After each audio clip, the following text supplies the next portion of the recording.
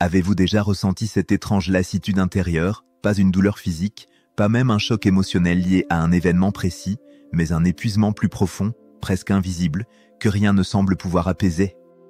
Carl Jung, le célèbre psychiatre suisse, avait un mot pour cela, la fatigue de la conscience. Il ne s'agit pas d'un mal banal. C'est ce qui arrive à celles et ceux qui voient trop, qui comprennent trop, et qui ne savent plus éteindre leur esprit dans un monde qui, lui, glorifie la superficialité. Imaginez la scène, vous êtes assis à une soirée, entouré de rires légers, de conversations sur la météo, de petites anecdotes sans importance et de ragots qui circulent comme des verres de vin. Tout semble simple, fluide, agréable. Mais lorsque vient votre tour de parler, vous lâchez quelque chose de vrai. Une remarque qui va au-delà des convenances, une vérité sincère qui déchire le voile des apparences. Et soudain, l'ambiance se brise. Les rires s'étouffent, certains se raclent la gorge, d'autres détournent la conversation. Vous connaissez cette piqûre familière, celle d'être de trop dans un monde qui ne veut pas de profondeur. C'est ce paradoxe que Jung a exploré pendant des décennies, plus la conscience s'élargit, plus l'isolement grandit. Non pas parce que vous êtes cassé, ni parce que vous seriez supérieur aux autres, mais parce que vous fonctionnez à partir d'un niveau de perception radicalement différent de celui du collectif qui vous entoure. Jung insistait, ce n'est pas une question d'intelligence. C'est un basculement fondamental dans la façon dont vous traitez la réalité. Et une fois ce cap franchi, impossible de revenir à la naïveté des bavardages creux. Il n'existe pas de bouton POF pour éteindre cette conscience nouvelle. Pourtant, il découvrit également que cette douleur intérieure, loin d'être une malédiction, avait un rôle crucial, elle constitue un passage évolutif, une étape essentielle pour celles et ceux que l'on pourrait appeler les penseurs profonds. Si vous êtes de ceux qui ressentent parfois ce décalage avec le monde, restez avec moi jusqu'au bout de cette exploration. Et surtout, abonnez-vous dès maintenant à cette chaîne. Ici, vous ne serez jamais jugé pour votre profondeur, au contraire, vous trouverez une communauté qui valorise cette quête intérieure. Revenons à Jung. En 1913, il vécut ce qu'il appela sa propre confrontation avec l'inconscient. Beaucoup ont pensé à une dépression ou un effondrement psychologique. Mais ses journaux privés révèlent une autre vérité, sa conscience, devenue trop vaste, ne supportait plus le poids des interactions superficielles. Ce n'était pas de l'orgueil, mais une question d'énergie. Maintenir la façade sociale lui demandait un effort insoutenable, comme si chaque échange lui coûtait une part de lui-même. Cette crise fut douloureuse, mais elle lui enseigna une leçon capitale, les penseurs profonds ne gèrent pas seulement leur propre vie psychique. Peu à peu, ils deviennent ce qu'il appelait des processeurs de l'inconscient collectif, des êtres qui absorbent, filtrent et portent inconsciemment ce que les autres rejettent sans s'en rendre compte. Imaginez un instant votre dernière réunion de travail. Tout le monde est là, assis autour de la table, les yeux rivés sur les chiffres du trimestre. Les discussions portent sur des bilans, des objectifs, des stratégies, mais, pendant que les autres se concentrent sur la surface, vous percevez autre chose. Vous sentez la tension non résolue entre deux collègues qui, en apparence, sourient mais dont l'énergie trahit une rancune ancienne. Vous ressentez l'anxiété du manager, qui joue le rôle du leader confiant alors qu'en réalité, il doute de lui-même. Vous remarquez ce collaborateur qui détourne systématiquement le regard chaque fois que la responsabilité est évoquée. Et à la fin de la réunion, vous êtes vidé. Pas à cause du contenu officiel, pas à cause des chiffres ou des débats, mais parce que, sans même l'avoir choisi, vous avez absorbé tout le matériel émotionnel que chacun projetait dans la pièce. C'est exactement ce que Jung décrivait dans ses notes, lorsque la conscience s'élargit, vous devenez un aimant pour l'inconscient.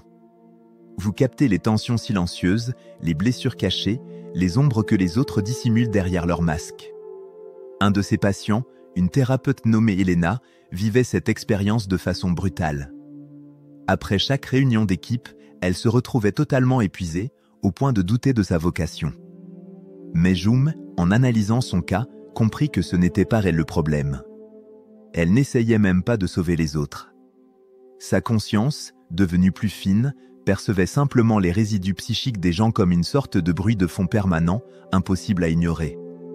Jung appela ce phénomène la contamination psychologique, lorsque votre sensibilité, qui vous est utile et précieuse dans certains contextes, devient un handicap dans des environnements dominés par l'inconscience. Et c'est là que le cercle vicieux commence.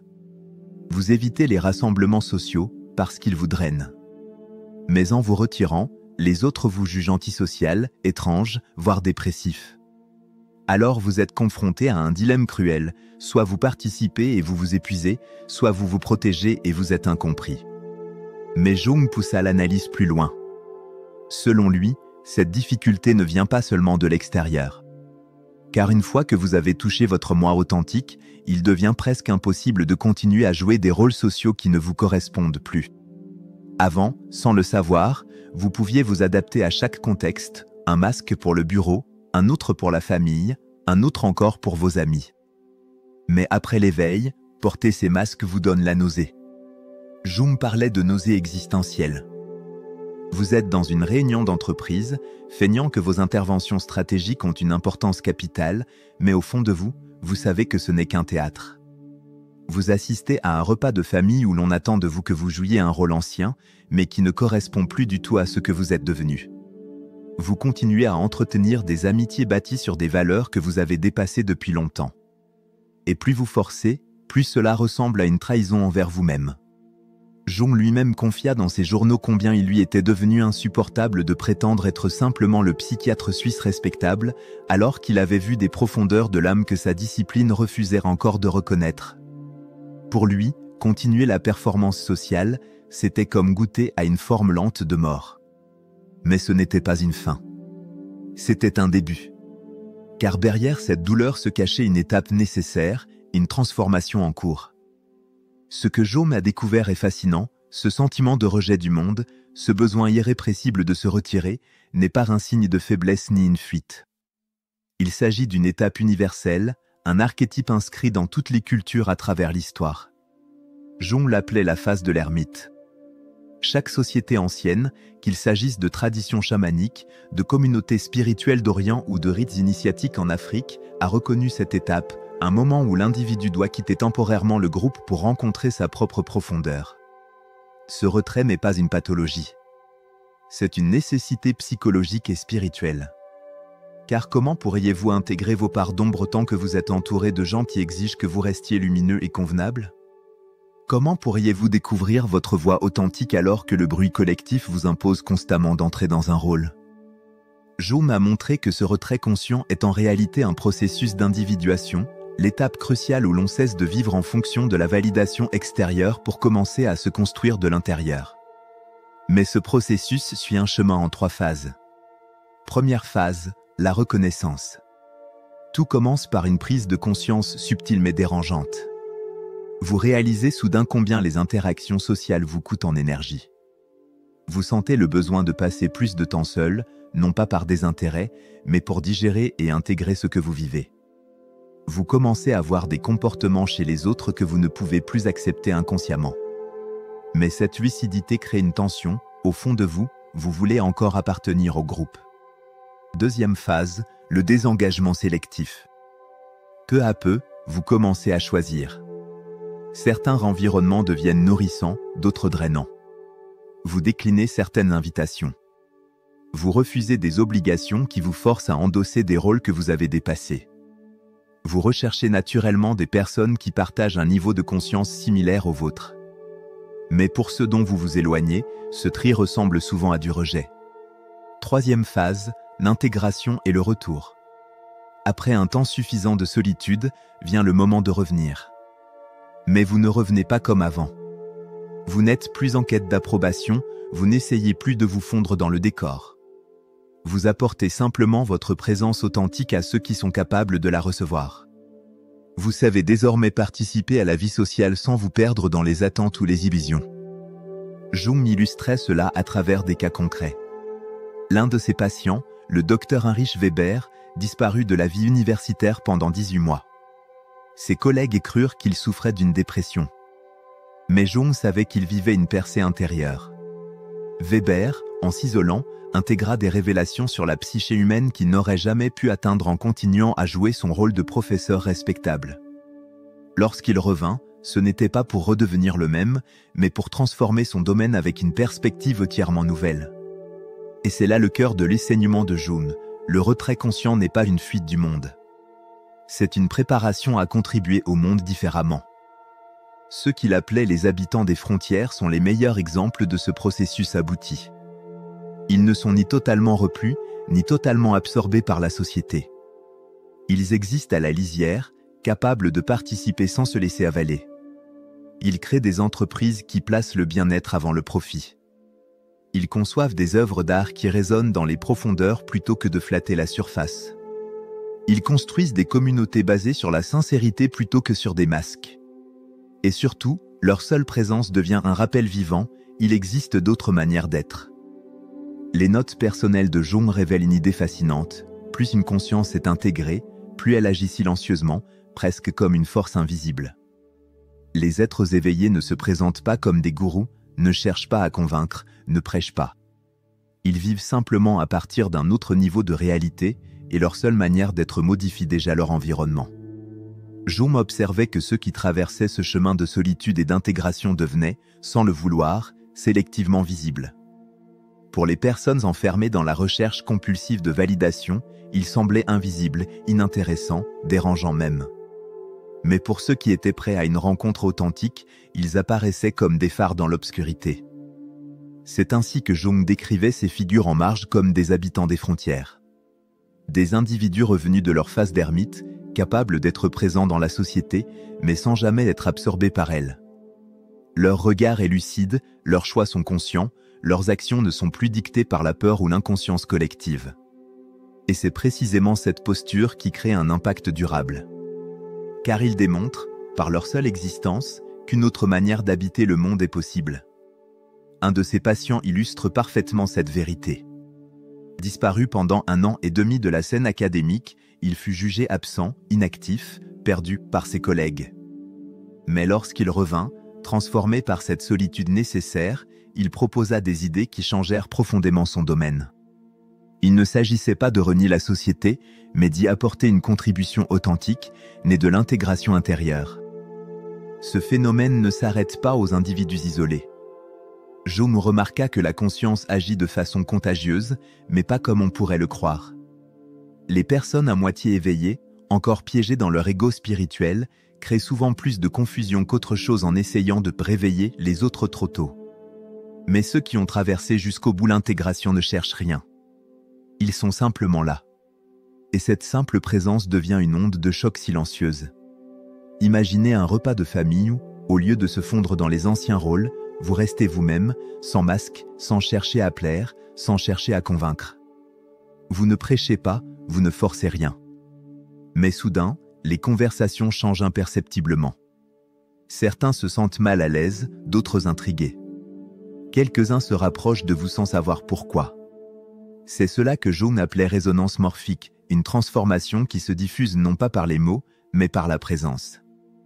Et cette résonance, répétée dans différents cercles, finit par créer une pression invisible sur les systèmes inconscients. Un couple dysfonctionnel éclate parce qu'une seule personne refuse de continuer à jouer le jeu. Une entreprise perd ses employés les plus innovants parce que ceux-ci ne supportent plus les pratiques toxiques.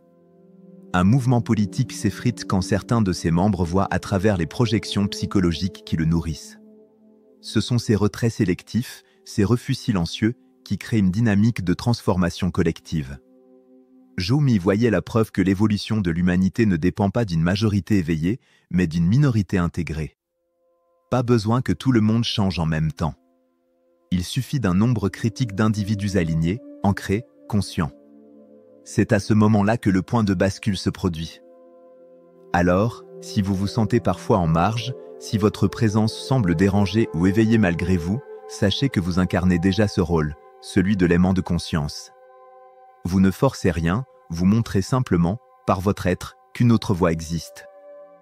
Ce que Jung avait pressenti dépasse la simple psychologie personnelle. Selon lui, chaque éveil individuel, chaque retrait conscient, sert un objectif beaucoup plus vaste, l'évolution collective de l'humanité. Jung croyait que notre espèce traverserait des crises globales si profondes qu'elles exigeraient une maturation psychologique généralisée. Dans ses écrits, il prophétisait que les individus qui se retirent dans des temps stables pour développer leur conscience deviendraient, plus tard, des guides essentiels en période de bouleversement. Et aujourd'hui, nous voyons sa vision se réaliser. Mais le mécanisme est plus subtil que la plupart ne l'imaginent. Quand une personne éveillée cesse de participer à des schémas toxiques, elle crée ce que les biologistes appellent une pression évolutive. Un couple dysfonctionnel finit par se briser parce que l'un des deux refuse de répéter inconsciemment le cycle. Une entreprise rigide perd ses esprits les plus créatifs parce qu'ils préfèrent bâtir ailleurs un modèle plus humain. Un parti politique s'effondre quand ses soutiens les plus lucides cessent de projeter leurs illusions sur lui. Chaque retrait, chaque refus de jouer le jeu inconscient pousse les systèmes collectifs à évoluer ou à s'effondrer. Et ce changement n'est pas seulement visible à petite échelle, il se diffuse, presque imperceptiblement, dans tout le tissu social. Jung appelait cela la résonance morphique, une propagation silencieuse de la conscience à travers les communautés, sans discours, sans enseignement direct, sans besoin de convaincre. Quand un individu s'aligne sur sa vérité profonde, il libère une onde qui permet aux autres de sentir qu'une autre manière de vivre est possible. Et ce processus agit comme un laboratoire invisible. Car ceux qui traversent ce retrait ne se contentent pas d'échapper aux anciens schémas. Ils expérimentent déjà des alternatives. Ils inventent de nouvelles formes de relations basées sur l'authenticité plutôt que sur la performance. Ils explorent des économies qui soutiennent la vie au lieu de l'exploiter.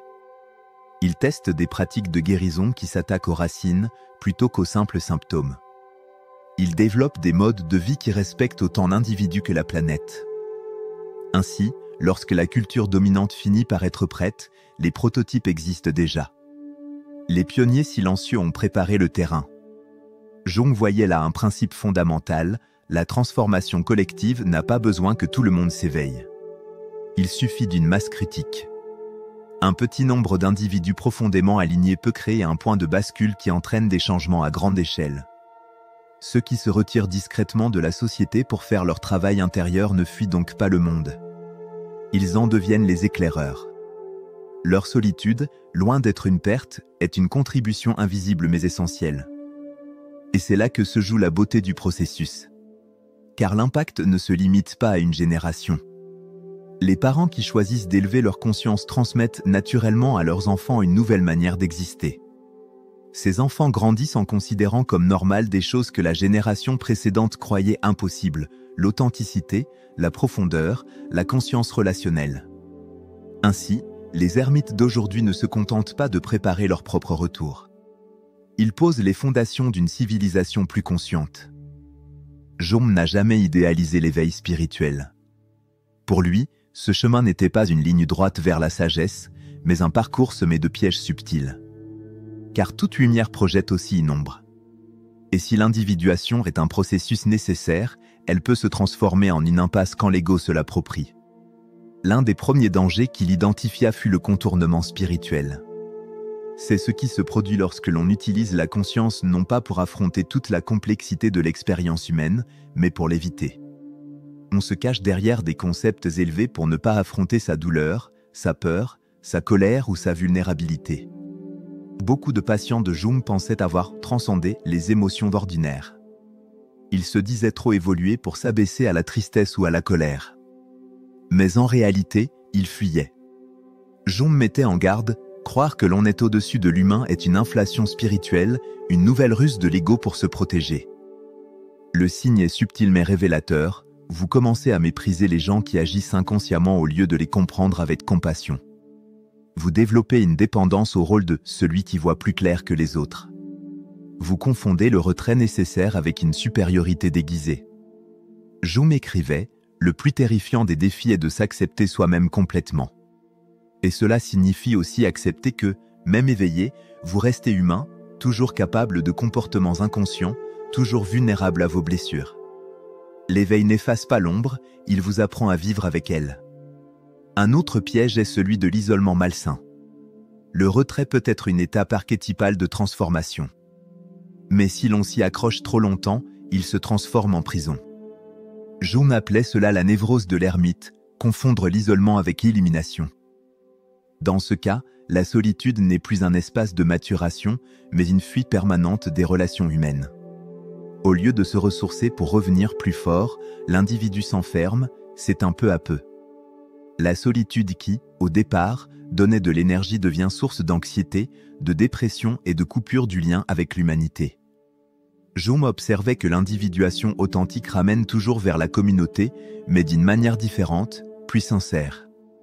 Si votre éveil vous rend incapable d'aimer, d'entrer en relation ou de contribuer, alors quelque chose s'est mal passé. Le chemin de l'éveil véritable n'est donc pas une fuite des réalités humaines. C'est un approfondissement. Il ne s'agit pas d'éviter les responsabilités quotidiennes, mais de les vivre différemment. Non pas de nier les émotions, mais de les comprendre. Non pas de mépriser ceux qui dorment encore, mais de marcher parmi eux avec patience et intégrité. Ce que Jung mettait en lumière est essentiel, l'ombre accompagne toujours la lumière. L'éveil ne vous libère pas de votre humanité. Il vous confronte à elle d'une manière encore plus intime. Une fois que l'on a traversé la solitude et affronté ses ombres, vient l'étape la plus délicate, le retour. Car l'éveil n'est pas une fin en soi. Il prépare à une réintégration, une manière nouvelle d'être dans le monde sans s'y perdre. Jung expliquait que l'individuation authentique ne vous coupe pas de la société. Au contraire, elle vous équipe pour y revenir avec une conscience plus claire. Mais ce retour n'est pas automatique, il demande un apprentissage.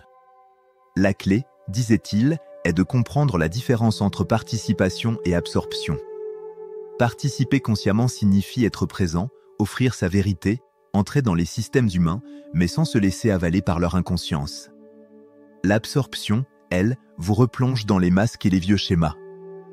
Pour réussir ce retour, Jung recommandait une approche progressive. Commencez par des interactions à faibles enjeux, des espaces où vous pouvez être vous-même sans pression.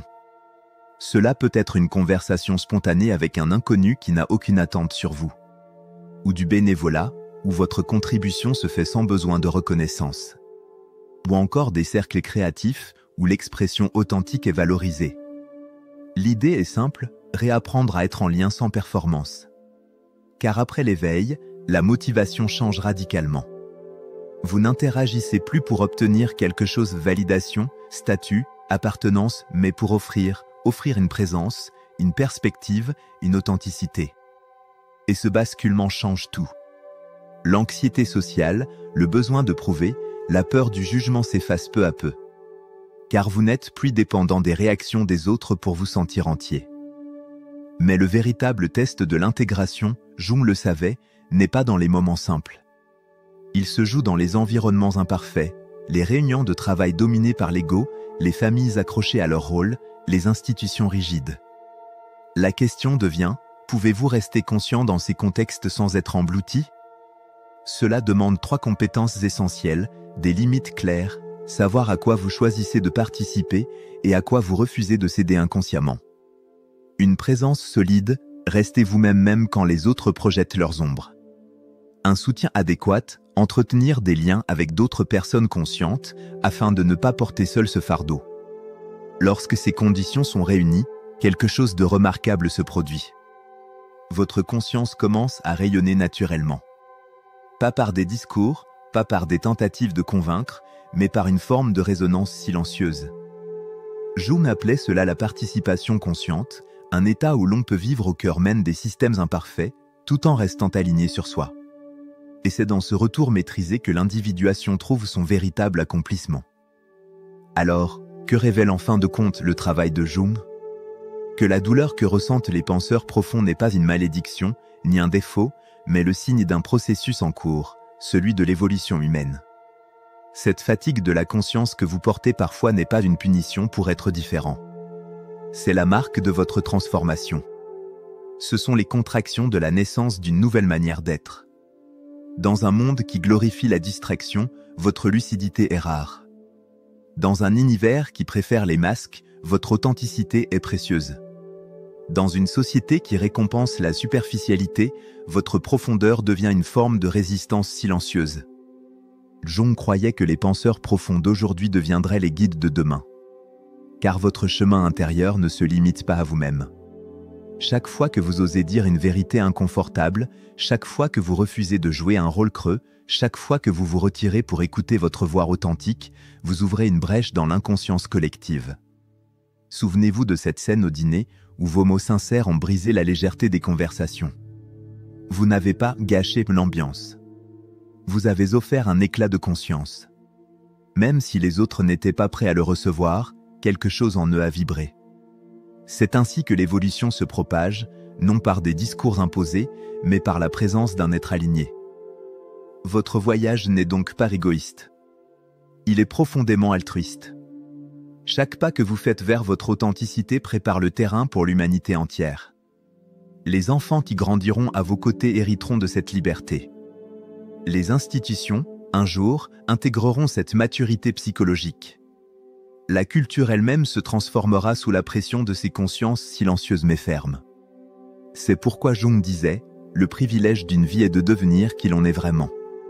Et ce privilège est aussi un fardeau, car il exige de marcher à contre-courant. Mais il est surtout une contribution. Alors, si vous avez ressenti cette fatigue intérieure, si vous avez connu cette nausée devant les faux-semblants, sachez-le, vous n'êtes pas seul. Vous faites partie d'un mouvement plus vaste, d'une vague discrète qui prépare le futur. Et si ces mots résonnent en vous, si vous reconnaissez dans votre propre expérience ce chemin que Jung a décrit, alors rejoignez cette communauté. Abonnez-vous à cette chaîne dès maintenant, car ici, votre profondeur ne sera jamais un poids. Elle sera comprise, accueillie et honorée. Car le monde n'a pas besoin d'une version édulcorée de vous. Il a besoin de votre regard clair, de votre refus des illusions, de votre courage à vivre consciemment, même quand cela dérange. Le moment viendra où votre authenticité sera non seulement tolérée, mais recherchée. En attendant, souvenez-vous, chaque instant où vous choisissez d'être vrai, vous semez une graine dans le champ collectif. Alors, honorez votre chemin. Faites confiance à votre rythme. Et marchez avec la certitude que votre conscience compte, plus que vous ne l'imaginez. Merci d'avoir exploré avec moi ce que Jung appelait à la fois le privilège et le fardeau, devenir qui vous êtes vraiment. On se retrouve très bientôt dans une nouvelle exploration, une nouvelle plongée dans les profondeurs de l'âme humaine.